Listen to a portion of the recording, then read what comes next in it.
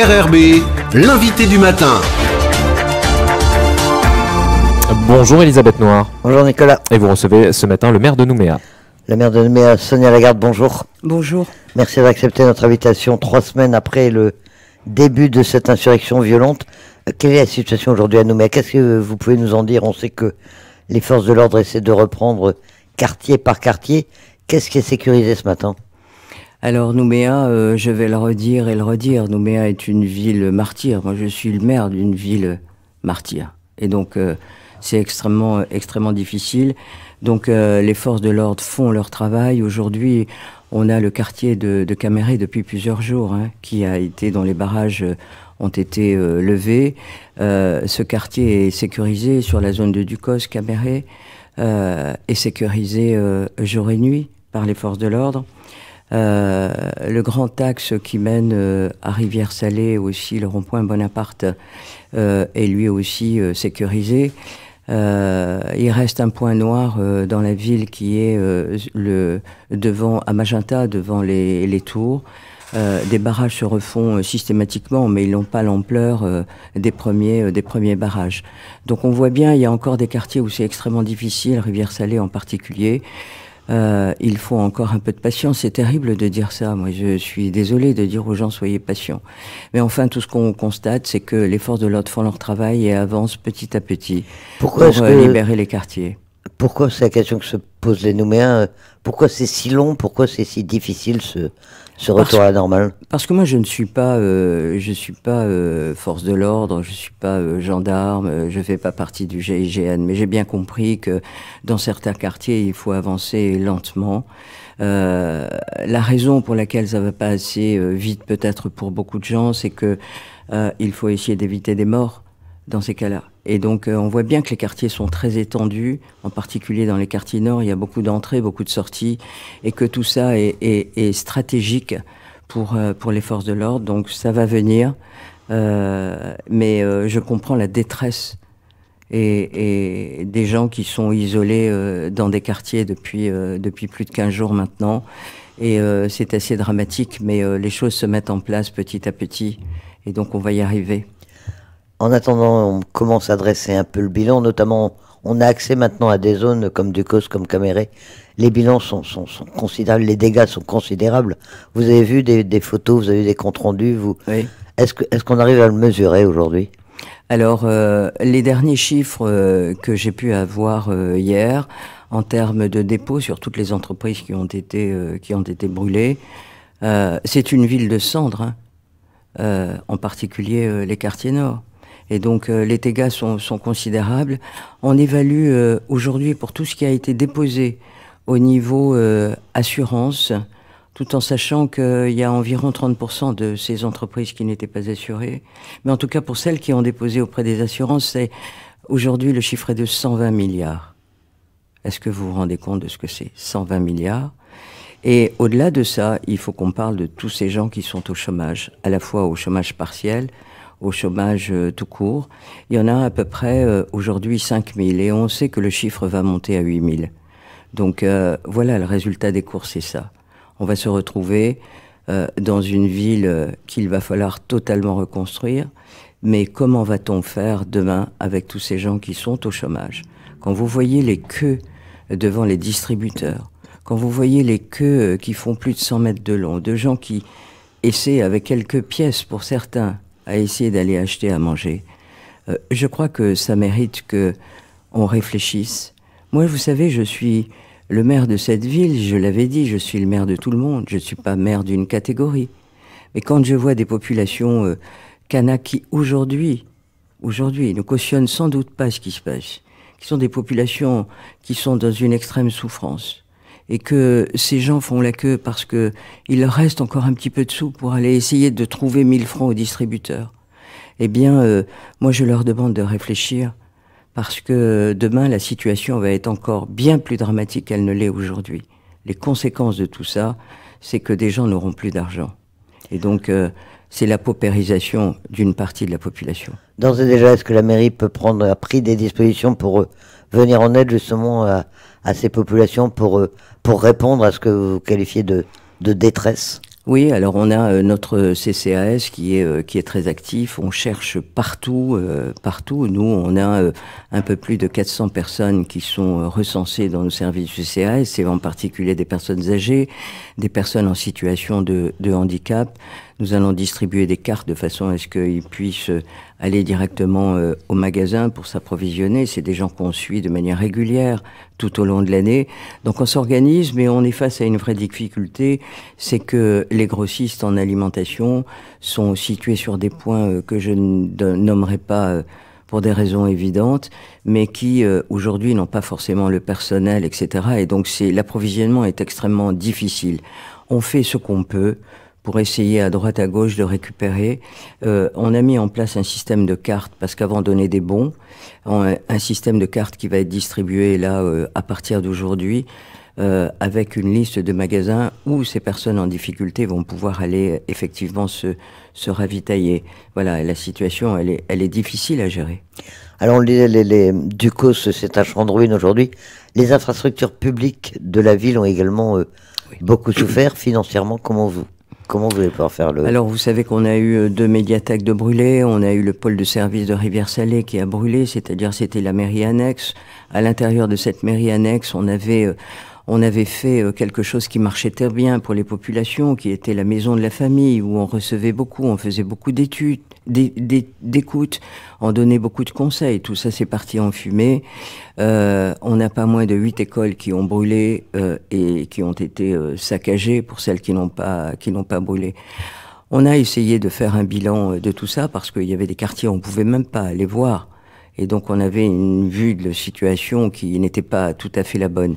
Donc aujourd'hui, on a évalué ça et c'est de l'ordre de 6 milliards aujourd'hui pour la mairie, à la louche, 6 milliards. On a nos ateliers municipaux qui ont brûlé aussi. 6 milliards et on ne compte pas tous les dégâts qu'il y a sur les routes. Parce que quand on a brûlé des voitures, on a fait chauffer le bitume. Donc il y a des routes qui ont des trous aujourd'hui. Et donc rien que pour les routes, c'est 1,5 milliard. Donc quand vous ajoutez les deux, c'est 7,5 milliards. Peut-être que ce sera davantage. Mais 7,5 milliards, ça représente plus d'une année d'investissement pour la commune de Nouméa. Donc, voilà. Moi, je sais pas. Je garde le moral. Je garde le moral parce que je me dis que on ne peut pas sortir d'une situation comme celle-là. On peut pas baisser les bras. Et moi, je dis toujours, la mairie, c'est un bateau. Donc, vous savez, quand on quitte le navire, il en reste toujours un. Et donc, je serai là jusqu'au bout. Comment, selon vous, est-ce qu'on va pouvoir sortir de cette crise? La Calédonie est encore un peu sidérée. On n'a pas encore analysé tous les ressorts de la situation, mais il va bien falloir en sortir un jour. Oui, alors moi je n'ai cessé de multiplier les appels à l'apaisement, les appels à la paix, les appels à maintenant se poser tous ensemble, à réfléchir tous ensemble et à essayer ensemble de construire à nouveau avec sérénité, avec sagesse, une société qui soit sans doute bien plus inclusive que celle que nous avons connue jusqu'à présent. C'est le salut de tout le monde, quelle que soit l'ethnie auquel vous appartenez. Les gens sont profondément attachés à cette terre. Que vous soyez blanc, que vous soyez vietnamien, que vous soyez indonésien, que vous soyez kanak. Je crois qu'il est temps de se mettre tous autour d'une table. Il faut élargir le champ. Moi, j'ai essayé de donner des discours qui étaient effectivement des discours d'apaisement, d'en appeler à la raison, de dire il faut cesser tout ça parce qu'on doit se poser la question, mais qu'est-ce qu'on construit ensemble? Et la volonté de tout le monde aujourd'hui, c'est vraiment d'aller vers la paix. J'entends des discours des uns et des autres qui sont des discours de politique en disant nous avons failli. Alors c'est bien qu'on réfléchisse sur le fait qu'on n'a peut-être pas bien fait les choses. Mais si on fait son mea culpa, il ne peut pas être que d'un côté, vous comprenez, qu'il doit être des deux côtés.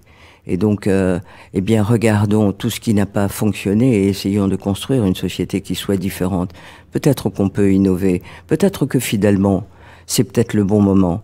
Parce que si on regarde en arrière, alors c'est sûr qu'il y a des tas de choses qui n'ont pas été bien faites. Donc c'est le moment, et ce que j'espère, et c'est le message qui a été donné par le président de la République, c'est-à-dire rien ne se fera plus comme avant. C'est-à-dire que si demain on vient à accrocher un accord, alors il faudra consulter très largement la société civile ainsi que les maires, qui ont toujours été les oubliés de toutes ces histoires. Et donc il faut construire. De la visite du président de la République, c'était un moment, le message qu'il a transmis, qu'est-ce que vous en retenez essentiellement? Alors d'abord, je pense qu'il ne nous a pas laissé de côté. Le fait qu'il soit venu ici, c'est quand même un signal fort d'un intéressement plein et entier à la Nouvelle-Calédonie. Alors, moi, j'entends des tas de choses en disant c'est la faute du président de la République. Ça n'est pas que la faute du président de la République. Si on peut parler de faute, il y a aussi tous nos élus locaux qui ont failli. Il faut aussi se poser cette question. Alors, est-ce que c'est le moment, aujourd'hui, de faire le bilan de ce qui n'a pas fonctionné? La responsabilité, elle est très large. Elle est très large et on ne peut pas la mettre uniquement sur quelqu'un. Donc, voilà, la consultation de la société civile qu'il préconise et avec la mission du dialogue qui est là aujourd'hui, on peut contester en disant ce ne sont pas les bons qui sont venus. Moi, je ne peux pas m'inscrire là-dedans. Que ce soit des hauts fonctionnaires plutôt que des politiques, ça vous paraît bien? Oui, mais écoutez, ils écoutent tout le monde. Moi, j'ai été entendu, d'autres ont été entendus, la société civile a été entendue, les associations. La consultation, elle est extrêmement large. Et donc, cette consultation, elle va permettre d'avoir un socle sur le ressenti de la population. Et la société civile a des propositions à faire. Elle a aussi sa vision. Et comme elle a toujours été écartée, et qu'on a toujours négocié des accords sur le coin d'une table entre des politiques, est-ce que le temps n'est pas venu? Alors oui, le temps est venu d'écouter aussi cette société civile qui a des choses à dire. Donc là, ce que fait la mission aujourd'hui, c'est de collecter le ressenti et la vision de l'avenir de cette société civile. Elle sera importante pour demain parce que peut-être qu'une fois que cette mission sera partie, alors peut-être que c'est d'autres qui vont prendre le relais, avec une stature différente, puisqu'il y a un certain nombre de noms qui sont évoqués parce qu'on a été Premier ministre, etc. Alors, ce sera beaucoup plus facile pour eux, bien d'avoir ce socle et cette base du ressenti de la population calédonienne, et ça leur permettra peut-être de finaliser un accord avec les politiques. Mais cette séquence aujourd'hui, elle est extrêmement importante et il faut un boulot, pas seulement sur la ville de Nouméa, il faut un boulot jusqu'en Brousse aussi, il faut le savoir. Pour conclure, Madame le maire, on va parler politique quand même, mais le 9 juin, ce sont les élections européennes, ça paraît un peu décalé parce qu'on n'en parle pas, il n'y a pas de campagne. Mais vous allez devoir les organiser, vous allez être en mesure de le faire. Mais oui, alors on va être obligé on travaille avec l'État là-dessus, on va être obligé de concentrer dans des endroits qui sont sécurisés, des écoles, voire l'hôtel de ville. C'est-à-dire qu'à l'hôtel de ville, on va avoir pas moins de bureaux de vote. C'est-à-dire qu'on centralise dans des lieux, on en a 6 aujourd'hui, de façon à permettre dans les quartiers, on n'ira pas dans chaque école où on avait l'habitude, donc il y aura un seul par quartier, un seul point. De façon à ce que ça se passe, voilà. Alors après, on s'attend pas à avoir un miracle en termes de fréquentation, puisque on avait 20%, je crois, de votants la dernière fois, on en aura peut-être un peu moins. Mais en tout cas, elles s'organisent, on ne peut pas faire autrement que de les organiser, ces élections. Le matériel de propagande doit arriver directement depuis la métropole. Oui, absolument. Donc il y aura pas tout. Les gens seront invités pour un certain nombre de listes à aller les chercher sur Internet. Ça s'était déjà produit, les gens savent faire, voilà. Donc moi j'en appelle, pour conclure, j'en appelle vraiment à la paix. J'ai plusieurs fois dit qu'il fallait faire une pause dans cette séquence institutionnelle, ne pas aller au Congrès à Versailles. Le président de la République l'a entendu. Il nous faudra du temps. On ne peut pas espérer avoir un accord dans un mois, c'est impossible. C'est impossible. Donc ça va prendre du temps. Mais il va falloir associer le plus grand nombre pour essayer de trouver la bonne solution. Voilà, c'est ce que je préconise, c'est ce que je n'arrête pas de dire. Moi, je suis pas une va-t-en-guerre. Chacun l'aura compris. Je suis quelqu'un de raisonné. Je prends le temps de la réflexion et peut-être par mon âge, j'ai de la sagesse en moi. Et je crois qu'on en a véritablement besoin. On n'a pas besoin de va-t-en-guerre aujourd'hui. Ça, c'est sûr. Voilà, on a besoin de gens apaisés, qui apaisent la population, et d'essayer de rechercher les voies et les moyens pour qu'on arrive tous ensemble à reconstruire quelque chose qui nous mènera loin, tous ensemble. Madame le maire, merci d'avoir accepté cette Je vous en invitation. prie.